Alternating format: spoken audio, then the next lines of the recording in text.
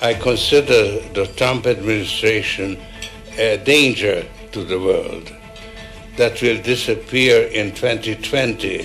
What if I told you that Bill Gates, Greta Thunberg, Al Gore, George Soros, Prince Charles, and Cardinal Turkson were meeting in the mountains to plot a global new order to be established on the back of the COVID pandemic? An outrageous movie plot? Or is it absolutely true? Donald Trump and the Davos connection, tonight from the editor's desk. This is a very serious virus, but so was the H1N1, the swine flu of 2009, which claimed the lives of 500,000 people. So was the Hong Kong flu of 1968, which claimed the lives of up to 4 million people. Flu is a nasty business. Now, do you remember these previous epidemics, pandemics? Probably not. Why? Because the media didn't freak us out over those. The country wasn't shut down. Healthy people were not quarantined. Schools weren't closed. Church services weren't canceled. Why not? Because COVID is a thoroughly politicized virus. And we're getting... Now is the historical moment, the time, not only to fight severe virus, but to shape the system. We have a unique but rapidly shrinking window of opportunity to learn lessons and reset ourselves on a more sustainable path. What is it that would make it so that history would look at this crisis as the great opportunity for reset? The Great Reset is a welcome recognition that this human tragedy must be a wake-up call. On June 2nd, 2020, just a couple months ago, the founder now of the World Economic Forum in Davos, Klaus Schwab, wrote an article on their website in which he just comes right out with it. He says the COVID pandemic represents a, quote, rare but narrow window of opportunity to reflect, reimagine, and reset our world, end quote. Those aren't my words. Those are his words. The quote. And Mr. Schwab comes right out and admits that he can't do this without, you guessed it, Bill Gates. We are particularly committed to this initiative since the Forum has been at the origin in its annual meeting in Davos of the Global Fund, Gavi and CEPI, together with the Gates Foundation and other founders of those crucial organizations, particularly today. And everyone has spoken here. Everyone who is anyone in the globalist community has gone to Davos, has delivered speeches. They come together, they network, they plan our future. This transformation essentially means that the whole way that we do business, that we live, and that we have grown accustomed to in the industrial age will have to be changed. We will have to leave that behind us in the next 30 years to go. This COVID thing is their golden opportunity. And they certainly don't want Trump or anyone else to fix the problem, certainly not prematurely. And this is what the war on hydroxychloroquine is all about. I mean, think about this. Why? You mention hydroxychloroquine and you get taken off Facebook? You get taken down from YouTube? Why? This thing's been going for 60 years. People use it all the time. Well, if you use it, you might have a heart attack, so we got to condemn that. Why are they doing this? This is a therapeutic that works for a lot of people. Doctors all over the place are using it right now, but they don't want it. Why? Why? Because it's not a vaccine. Because it might fix the problem. This is why the 2021 Davos Summit now, 2021, it's coming right up after Christmas, the Davos Summit. And the Great Reset, they need President Joe the Catholic Biden to hand us, the United States, over to them if he wins this election. This is why they're trying so hard to take Donald Trump down. Biden is not a serious candidate. We can all agree on that, right? He's not serious. The poor fellow, he's in his dotage now. So what are they doing? They don't want a serious candidate. I'm not talking about on the right. I'm talking about on the left. They don't want someone who's going to be serious. Everyone with a pulse knows Joe Biden can't do this job. What's he doing there then? In my opinion, he's the personified monument to the U.S. presidency that the mob will tear down in January. They need to reset everything, including the politics of the United States, the governance of the United States. Besides that, old Joe the Catholic Biden has always been a New World Order guy.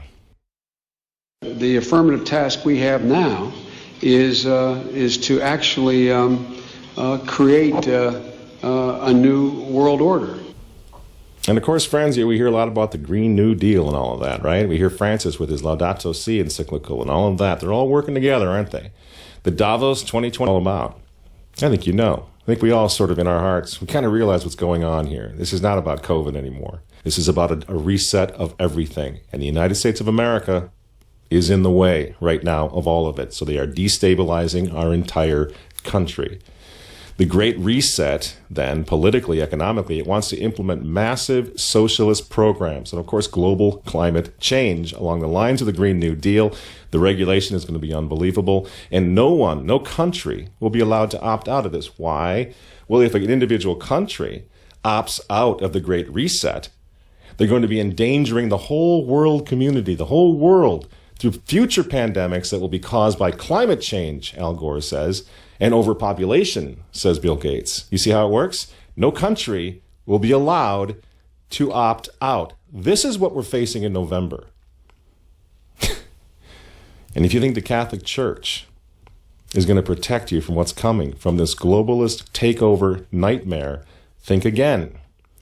We've been through all this before, leaving aside Pachamama and leaving aside Laudato Si, which is the encyclical of the globalists. It's the encyclical of the United Nations. I'm sure that we have all read this magnificent encyclical that His Holiness Pope Francis has blessed us with. It's the encyclical of AOC. It's the encyclical of the Green New Deal.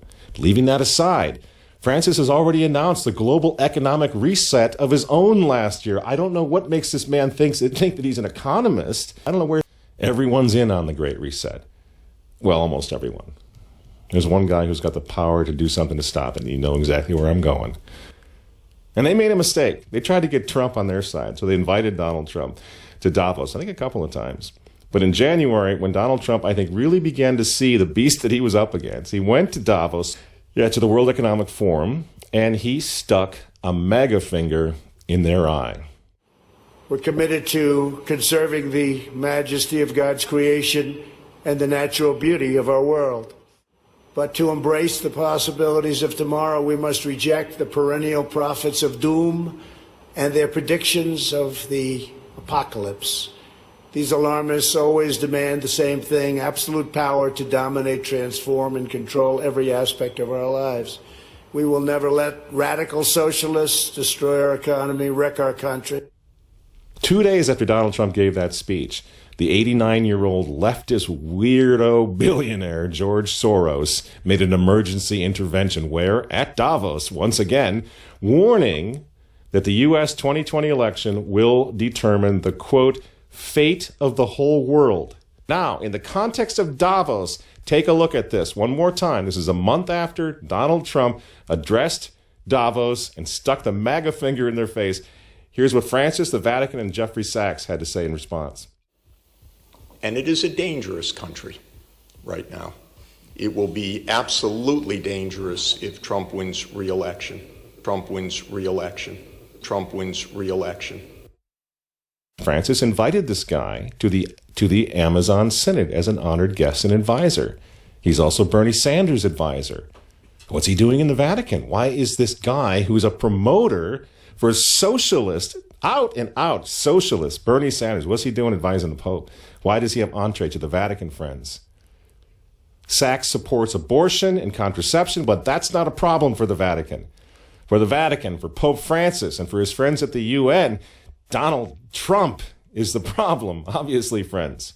Clearly, I consider the Trump administration a danger to the world, but I regard it as a purely temporary phenomenon that will disappear in 2020. Do you get it? Do you see why there's so much hate for Trump? Because with all of his faults, again, he's the capitalist. He's not the globalist. He never will be one of them, which is why he pulled the United States out of the Paris Climate Agreement. Donald Trump pulled the United States out of the World Health Organization. That's Bill Gates and company. And now he's threatening to pull the United States out of the World Trade Organization. People say, yeah, well, Donald Trump got married twice. He's a bad guy. Really? He's right in the face of the demons on this, friends. Nobody ever said he was a saint. He's knocking the sacred cows of the United Nations down all over the world right now. The General Assembly routinely votes 185 against the United States on almost everything right now. And you remember, speaking of the United Nations, in November of 2019, again, right before COVID landed, Trump went to the UN, on the floor of the General Assembly, and he declared war on globalism. Wise leaders always put the good of their own people and their own country first. The future does not belong to globalists. The future belongs to patriots. And shortly after the speech at the UN, Donald Trump delivered, what do you think happened? The coronavirus was unleashed on the world, and Trump's booming U.S. economy went on life support. Do you think that was an accident? Multilateralism is not under threat per se in most of the world. It is under threat because of the United States. And the U.S. is a problem. It became a far more significant problem with Donald Trump. He may or may not be president after November, but the U.S. became vastly more complicated for the world since 2017. These are not polite things to say. Nobody likes to say them, but I want to say them to explain a few things that I think are extremely important. The U.S. has blocked every multilateral initiative of recent years. It is the only or another. There can be no U.S. primacy in the world anymore that is safe for the world. But this is an imperial power in decline. And it is a dangerous country right now. It will be absolutely dangerous if Trump wins re-election. We cannot have one country that is 4.2% of the world population and still 15% of world output, but not 50% of world output, decide on the international structure on which the other 96% depend for their lives now. Moreover, in the United States, Mr. Trump does not have a majority backing. So it is quirks of many things that give unilateral power to a small coterie of people to dismantle the international system right now. What I would just beg of you who are running the international system, have an open discussion. Don't be cowed by bullying. And let's proceed, because there is not a global crisis about multilateralism. There is a U.S. relentless daily pressure on multilateralism. This is quite different. And the name of the game now is to bring the United States economy to its knees, get it out of the way, so that everyone will want the Great Reset. Make the new normal so intolerably abnormal that even you and I, maybe, at some point in the near future, will be begging for the vaccines because we'll be driven crazy by that point. Begging for whatever else is going to keep us safe according to our jailers and our handlers and our zookeepers. You see? That's what they want. That's why they keep using this term, new normal. You know what we do to fight back? Go to work. Go back to school. If you're healthy, the Russia hoax was all about. That's what the impeachment hoax was all about. Don't you see? For 4 years, they've been trying to stop this man because if he strengthens America, if he makes it great again, if he brings the economy back again, the reset won't happen. The New World Order is going to be set way back. Who knows when they're going to have another COVID opportunity like this one again, and they know it. So ask yourselves why they hate this man. These folks, these men, they hate God. They hate the unborn. They hate the traditional family. They hate you.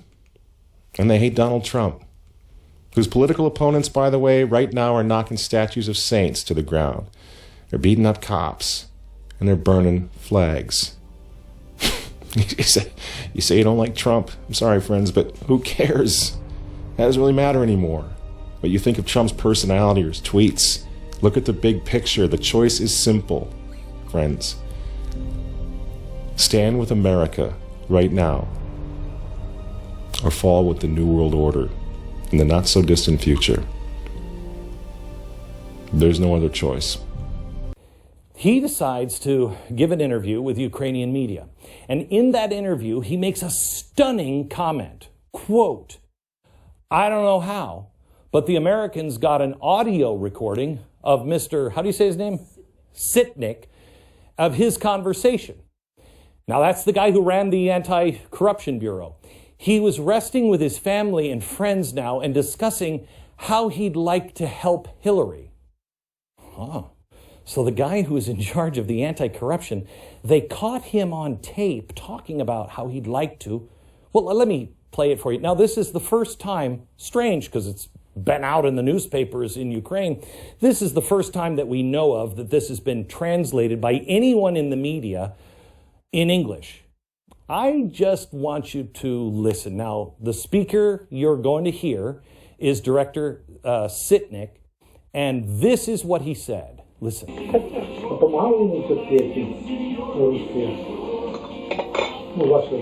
Я думаю, що так.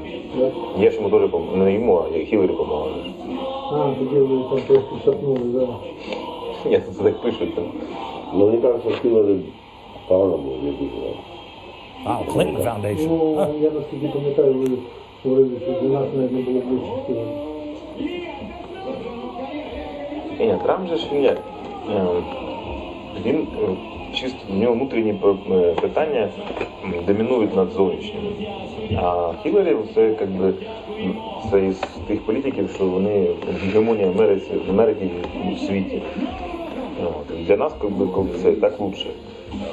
А для американців лучше так. Це те, що Трамп робить. На зараз ці американські страховки, це баба, Ми ж прилюдно. In my speech, I warned that our politicians have aggressively pursued a policy of globalization, moving our jobs, our wealth, and our factories overseas. I explained that globalization, these are the globalists. I'm not liking globalists too much, but they don't like me too much either. Globalization has made the financial elites who donate to politicians very wealthy, but it's left millions and millions of our workers with nothing but poverty and heartache, and our towns and cities with empty factories and plants. For years later, we've made extraordinary progress in reversing the dangerous tide of globalism. My administration, we're fighting for Main Street, not Wall Street. We've rejected globalism and embraced patriotism. In my speech in Pittsburgh in June of 2016, I made 7 big promises to American workers. Many politicians before me promised change on the campaign trail, only to back down in the face of corporate and international pressure. Like Jerusalem, they all promised Jerusalem, didn't they? For years and years. I did it. They didn't do it. They didn't do it. I did it. Moved the embassy to Jerusalem, making Jerusalem Israel. They all talked about it. They talked and talked and talked, and then they got into office and they didn't do it. And I understand why. The pressure was enormous on me too. I just didn't take the phone calls. That's true. Leaders would call up from other countries. I say, I know what they're calling about. I'll call them back in a few days. Then I just signed all the papers, got it done, and then I called them back. They said, I was calling about Israel and Jerusalem, but you've already done it. I said, that's right. And they said, oh, okay. I said, hey, I wish you got me a little bit earlier. That was the biggest point I made. I want to make sure that these companies aren't leaving, and the managers walk up and they say, I'm sorry. Our company's leaving, going to Mexico or Canada, but going primarily in that case to Mexico. Canada takes advantage of us with dairy. Unbelievable advantage, but not anymore. But Mexico took a lot of jobs. And I said, I don't want companies moving. And if they do move, remember, you've heard it, if they do move, when they make that product, they got to pay a big price to sell it back into our country. so they have no more incentive to move. We cannot rely on China and other nations across the globe that could one day deny us products in a time of need. We can't do it. We can't do it. We have to be smart. And speaking of pharmaceuticals, we instituted 4 moves, rebates, favored nations, and other things, buying from other nations where they have the product, the same exact pill, identical, made in the same factory, for a fraction, just a small fraction of the cost. We buy from other countries as opposed to buying through this ridiculous quagmire of political scam that we've been going through for many years. And what I've done in terms of favored nations, if, as an example, Germany has a pill for 10 cents and we have a bill for $2, we institute favored nations of the drug company, we get the pill for the same amount as the lowest pill anywhere in the world. Anywhere in the world. And that could drop your price of pharmaceuticals, of drugs, prescription drugs, could drop your price 50, 60, 70%, maybe more than that. This is something, now I have to tell you, I have never seen so many bad commercials about me as in the last 3 days since I did this. You know, but I have been called everything in the book. And I said the other day, whenever you see a drug company advertising that Donald Trump's a bad guy, remember, your drug prices must be coming down very big. Very big. So please remember that. Please remember that, because I don't want to get all those negative votes and then Biden wins and first month he'll say, I dropped drug prices 78%. And he won't even know what the hell he's saying. I don't want to be watching that from some beautiful resort someplace in the world. I could have, I had such a beautiful life before I did this, but that's okay, because we're doing a great job. And it makes me very happy to see people being properly represented for a change. But during the course of the next 4 years, we will bring our pharmaceutical and medical supply chains home. We're going to bring them home where they belong. And we'll end reliance on China, just like we did with the washers and dryers, just like we did. And yet it's made by the same company, often in the same plant. It's a disgrace.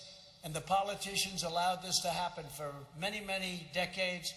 You have people called middlemen. I don't know who the middlemen are. I don't know. They never say middle women, so they're politically not correct.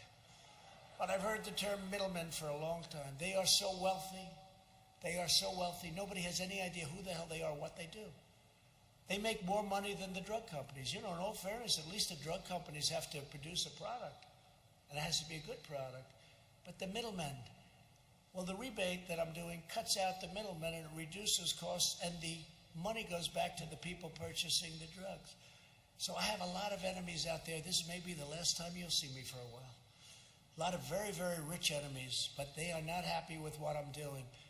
But I figure we have one chance to do it, and no other president's going to do what I do.